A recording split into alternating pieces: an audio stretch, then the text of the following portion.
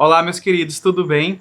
Hoje a gente vai fazer só a correção da prova, tá certo? Esse vídeo aqui é muito simples, muito pra frente, sem edição, sem firula, sem nada. E eu vou só ler as questões e corrigir e explicar o porquê de cada uma das respostas. Você aí que fez, corrija se a sua tá certa e se tiver errada, por favor, corrija também, porque saber o porquê você errou, que saber por que errou é mais importante às vezes do que acertar de primeira, ok? Então vamos lá. A primeira questão é a seguinte afirmação. A primeira questão é o quê? Essa é só uma questão, né? E com várias afirmações que a gente tinha que marcar quando fosse verdadeira ou não marcar quando fosse falsa. A primeira, vamos lá. A arte pode estar presente em qualquer lugar da cidade. A gente tem uma aula especificamente só para falar disso, que é a arte na cidade. Então, essa é verdadeira. Afinal de contas, como falo lá na aula, a arte pode estar presente em qualquer lugar da cidade. Na história da arte, no desenvolvimento do teatro, da música, etc., não existiam teatros, não existiam antigamente cinemas. A arte era feita no meio da praça, em qualquer lugar. E outras questões eu não vou abordar isso mais na frente. Só um minuto. Segunda questão. A arte não deve ser feita fora dos espaços específicos para ela. Obviamente, se a primeira, que a arte pode ser feita em qualquer lugar, é verdadeira, essa que diz que não pode fazer fora do lugar específico é falsa, certo? Então não é para marcar a segunda. Terceira, a arte nunca pode ter a opinião do artista. Completamente falsa, porque a gente abordou isso várias vezes, inclusive na questão da arte política, que a arte, querendo ou não, sempre está expressando a opinião de alguém. Esse alguém pode ser o artista, pode ser o escritor. E, por exemplo, quando um artista for um ator e está interpretando um filme, nem sempre aquela é a opinião daquele artista, mas tem uma opinião de algum artista sendo expressada ali. Então a arte pode sim ter a opinião do artista, certo? Essa terceira está completamente descartada, completamente errada. A arte pode ser usada para mostrar uma opinião ou visão sobre determinados assuntos. Mesma coisa. Se aquela outra anterior era falsa, que disse que não pode ter, que é falsa, então essa daqui é verdadeira. Porque a arte pode e até deve ser usada para mostrar opinião e visão sobre determinados assuntos. Especificamente falando da música, por exemplo, é até o jeito mais elegante de se falar uma opinião, de se dizer alguma coisa, né? Que a gente está falando através da arte, da poesia. Certo? Deu para entender, né? Mais pra frente. Monumentos, estátuas e até prédios podem ser considerados obras de arte na cidade. Na mesma aula, Arte na Cidade, a gente fala disso. Que estátua no meio da cidade é arte. Que fachadas de prédios, prédios muito bonitos, são arte, é uma arte chamada arquitetura. Certo? Então essa daqui completamente verdadeira. Eu até dei o exemplo lá daquele monumento que tem no Gerador do Eusébio, né? Que eu não sei exatamente a história dele, mas aquilo ali claramente é arte, certo? Vestir-se de maneira específica é uma espécie de performance. No vídeo, arte e performance, eu coloquei até a foto do Michael Presley, que é um personagem do humorista daqui do Ceará, né? Que é um pirangueiro, um vetinho. E eu falo especificamente isso, que você se vestir de maneira específica, falar num dialeto específico, falar de um jeito específico, também é performance. Você está performando, você está trazendo uma visão de quem você é. Então, vestir-se de maneira específica é performance, é arte. Completamente verdadeira essa aqui. A arte indígena sempre foi bastante aceita e respeitada na história do Brasil. Essa daqui é uma questão controversa que muita gente errou, certo?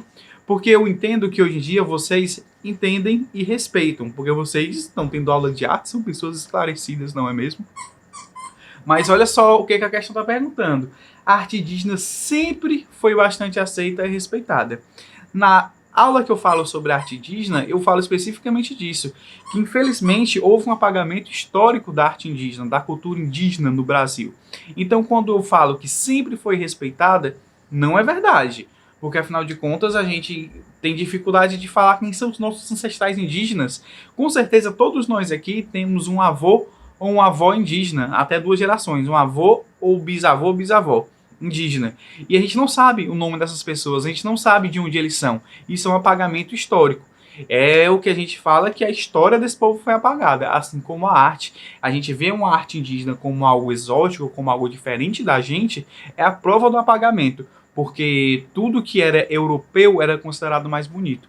Então a arte indígena na história foi, assim como a arte negra também aconteceu muito, a arte africana, foi muito desrespeitada e foi muito deixada de lado, certo?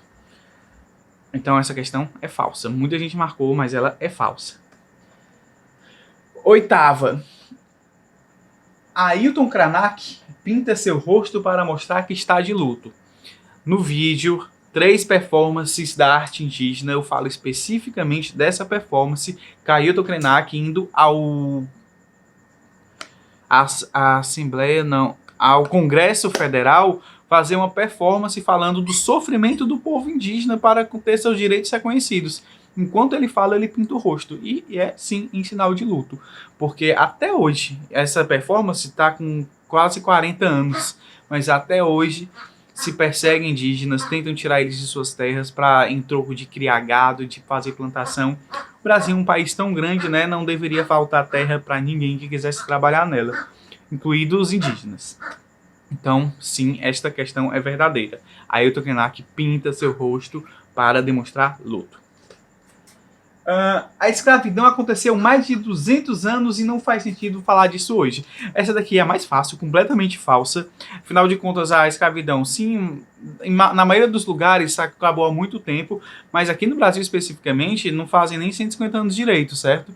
Então, assim, é capaz de nossos bisavós, triavós serem filhos ou netos de escravos. É uma realidade. E toda a nossa sociedade hoje, se existe rico ou pobre, é porque tudo isso se relaciona de alguma maneira de como essas pessoas são descendentes de negros e escravos. Porque afinal, quando a escravidão acabou, todas essas pessoas foram marginalizadas. Inclusive, não foi para vocês, foi pro 9º ano, então não esquece que eu ia falar. Mas eu quero dizer que a arte brasileira de gueto, a arte de rua, que é o rap, que é o funk, que é o hip hop, toda ela tem uma história que é calcada na música negra, que vem da escravidão.